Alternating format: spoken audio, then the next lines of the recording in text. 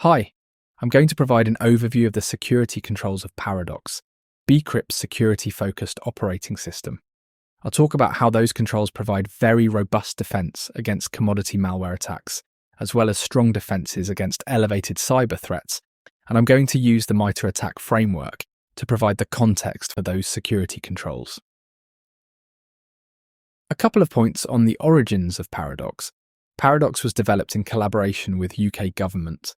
It started its life as part of a research project called Cloud Client, which was all about providing secure access to virtual desktop infrastructure, cloud and online services.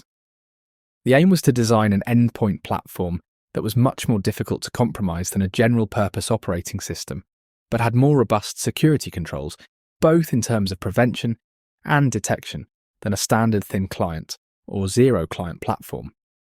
The Mitre Framework provides a knowledge base of common tactics and techniques that are used by adversaries to compromise systems. This represents the typical high-level objectives of adversaries, and what sits behind each of these are the common techniques used and the corresponding mitigations for different platforms. And because Paradox is not attempting to be a full-blown general-purpose operating system, we're able to implement additional mitigations that would be problematic in general-purpose operating systems, and it's those additional mitigations, those additional security controls that we will outline today.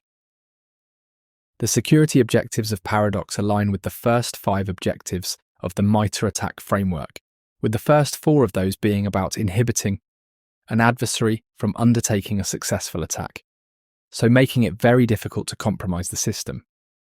Meeting these first 4 objectives provides a very high degree of protection against standard commodity attacks.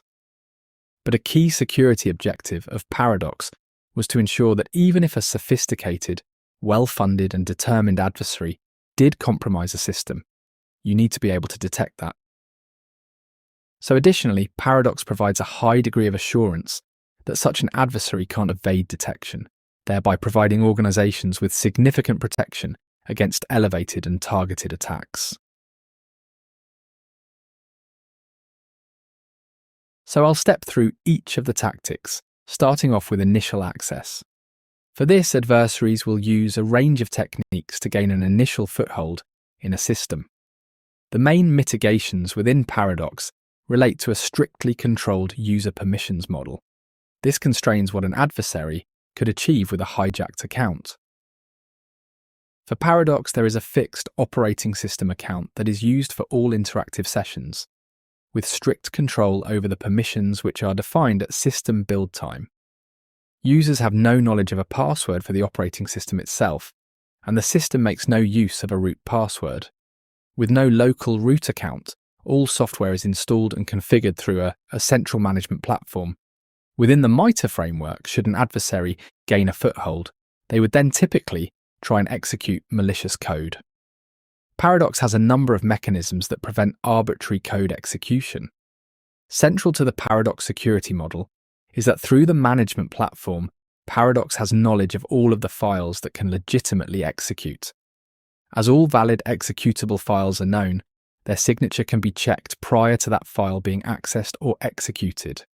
To further address the risk of malicious modifications to executables, anything that is writable is not executable, and anything that's executable is not writable. This is defined at system build time, preventing an adversary from either modifying an existing executable file in a malicious way or writing new executable code to a writable part of the system. As far as in-memory, as opposed to file-based execution is concerned, the relevant system calls that would be required to initiate in-memory execution are monitored and blocked. Potentially risky user interaction is also constrained. For example, there's no terminal window that an adversary could launch to then access certain applications or execute arbitrary code. Next, within the Mitre framework, an adversary will typically try and gain persistence in the system to maintain their foothold.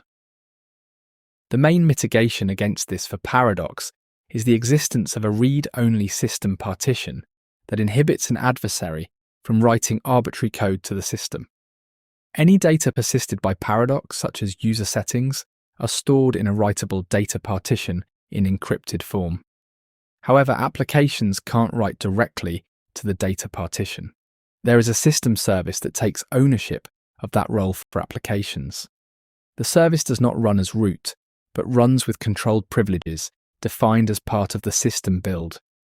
Data written to the data partition is validated to ensure data conforms to predefined as opposed to arbitrary data types. The next step for an adversary within the framework is to try and elevate their privileges. The main mitigation against this within Paradox is the removal of the standard support for permissions management within the system. This is made viable for Paradox as there is a significantly reduced number of executables within the system, given that Paradox is a very stripped-down version of the Ubuntu Linux distribution. As all administrative actions are performed by Paradox services or daemons, the standard mechanism an adversary would use to change the privileges of executables is removed at build time to prevent such modifications.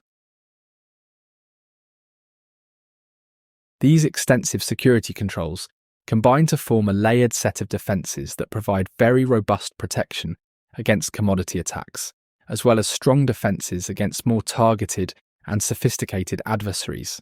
But what about the worst-case scenario? What about multiple zero-day kernel exploits in the hands of very sophisticated adversaries with lots of time and lots of money? The initial research objective of the Cloud Client project focused on cryptographically verifying that devices are in a healthy state each time a new session is started. The objective being to have a very high degree of confidence that a device hasn't been compromised, and being very confident that an adversary cannot evade detection. The gold standard of achieving this is through device health measurements initiated when a system is started, to make use of a hardware-based root of trust and firmware to initiate the measurement process prior to the operating system loading. But health measurements within general-purpose operating systems are limited. Standard driver certificate validation and application whitelisting mechanisms can and have been bypassed. And falling back to signature-based antivirus and anomaly detection is not sufficient to protect against targeted attacks. For Paradox, device health measurements are based on all firmware, operating system and application components.